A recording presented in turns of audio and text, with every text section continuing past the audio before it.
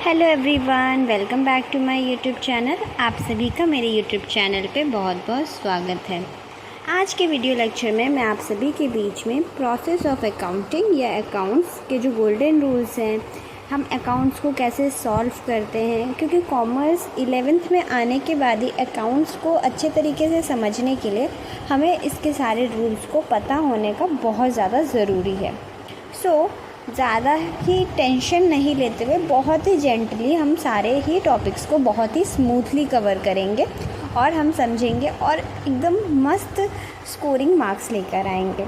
ठीक है, तो सबसे पहले आपको समझना पड़ेगा कि अकाउंट्स कितने टाइप के होते हैं। तो अकाउंटिंग स्टार्ट करने से पहले आपको कुछ टर्म्स के बारे में पता होना चाहिए, जो कि पहला है एसेट। एसेट मतलब आपकी संपत्ति, आपके पास कितना संपत्ति है। आपको हर क्वेश्चन में, आपके अकाउंट्स के हर क्वेश्चन में आपसे पूछा जाएगा कि आपके पास लैंड एंड बिल्डिंग परचेज हुआ, या फिर आप, क्योंकि आपने पूरे तो अभी पढ़ा नहीं है तो आपको थोड़ा प्रॉब्लम होगा स्टार्टिंग में, लेकिन आप फिर उसको बहुत ही ईजिली समझ जाओगे। एसेट मतलब होता है संपत्ति।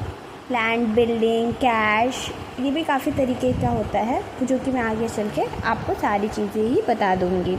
सेकेंड, लाइबिलिटी, कर्जा। आप एक बिज़नेस स्टार्ट करते हो तो आपके पास प्रोडक्ट रहता है बेचने के लिए, जो आप बेचोगे तो वो तो आपके लिए एसेट है, लेकिन साथ ही साथ आप किसी से लोन ले रहे हो तो वो क्या होगा, लाइबिलिटी। एक्सपेंसेस यानी कि खर्चा, कुछ भी चीज़ ट्रांसपोर्ट करने के लिए या फिर बहुत ही प्रॉपर्ली स्मूथ करने के लिए कुछ ना कुछ एक्सपेंसेस लगा ही रहता है। इनकम, जो डे टू डे लाइफ में छोटे मोटे जो इनकम हो जाए। कैपिटल, जितने पैसे आप बिज़नेस को स्टार्ट करने में लगाते हो, बिज़नेस जितना होल्ड करता है उसको हम कैपिटल कहते हैं। ठीक है, होप सो आप सभी को ये समझ आया होगा। नेक्स्ट हम पढ़ेंगे सबसे main topic, golden rules of accounting.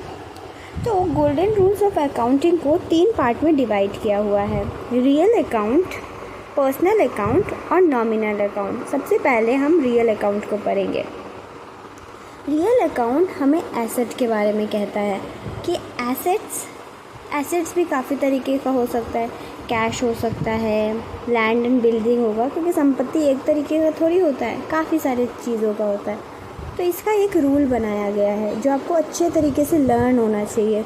What comes in debit, what goes out credit, यानी कि जो भी चीज़ आपके पास आता है वो डेबिट होता है और जो चीज़ आपके पास से चला गया वो क्रेडिट होता है। जैसे मैं आपको एक एग्जांपल देती हूँ, आपने कुछ ख़रीदा, तो आपके पास कुछ ख़रीदा मतलब आपने बुक्स ख़रीदे। मान लीजिए आपके लिए, आप 1 साल से ज़्यादा पढ़ोगे, वही आपके लिए एसेट है। आप स्टूडेंट हो, बुक्स आपके लिए एसेट है। तो आपके पास क्या आ गया, बुक आ गया, तो वो एसेट है। और आपके पास से क्या चला गया, कैश चला गया, तो वो क्या हो गया, व्हाट गोज़ आउट, क्रेडिट। यानी कि जो कैश आपके हाथ से चला गया वो क्रेडिट, यानी कि बुक के अकाउंट्स में हम उसको डेबिट करेंगे और अपने कैश को हम क्या करेंगे, क्रेडिट करेंगे। जो आता है वो डेबिट और जो हाथ से चला जाता है वो क्रेडिट। एग्ज़ाम्पल देखिए, रियल अकाउंट का example, stock, furniture, plant and machineries, ये सारे एसेट क्यों हैं, क्योंकि इसका लाइफ 1 साल से ज़्यादा है। जिस भी चीज़ का 1 साल से ज़्यादा लाइफ होगा वो हम एसेट कहेंगे। इसमें भी कुछ एक्सेप्शंस है जो नहीं फॉलो होता है, जो कि आपको धीरे धीरे आगे चल के खुद ही पता चल जाएगा। सेकेंड देखो, पर्सनल अकाउंट। पर्सनल अकाउंट किसी के नाम से ही रिलेट करता है। अगर क्वेश्चन में लिखा है मिस्टर एक्स, मिस्टर वाई, ये सारे जो नाम से डिनोट किया हुआ है अकाउंट को हम पर्सनल अकाउंट कहते हैं। इसका रूल्स अलग है। इसका रूल क्या है, debit the receiver, credit the giver.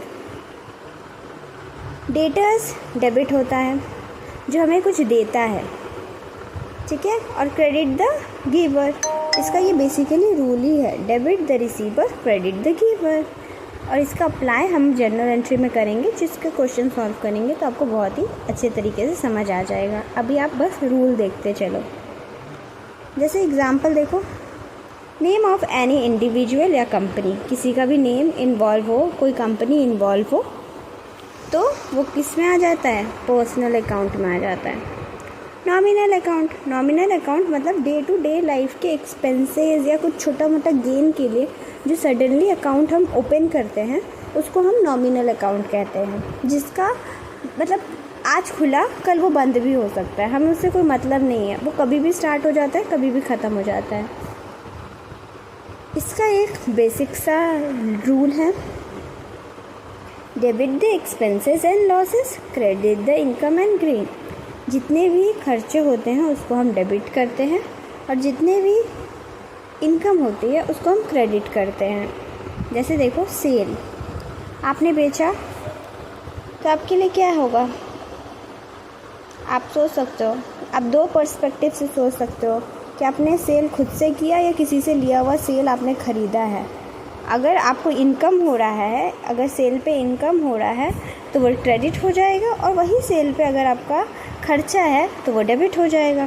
Purchase, rent, ये कभी कभी आप रोज़ सैलरी जाके तो पे नहीं करते हो, कभी कभी पे करते हो, तो ये जो कभी कभी वाली चीज़ है वो हमेशा नॉमिनल कहलाती है।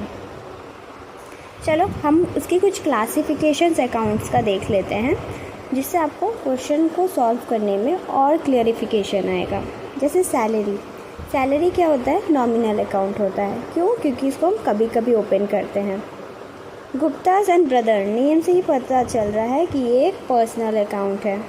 इंटरेस्ट अकाउंट, आप रोज़ इंटरेस्ट किसी को पे करते हो? नहीं, तो ये क्या होगा, ये नॉमिनल अकाउंट होगा। परचेस अकाउंट, रोज़ किसी से ख़रीद रहे हो? बिल्कुल नहीं, तो ये क्या होगा, नॉमिनल अकाउंट होगा।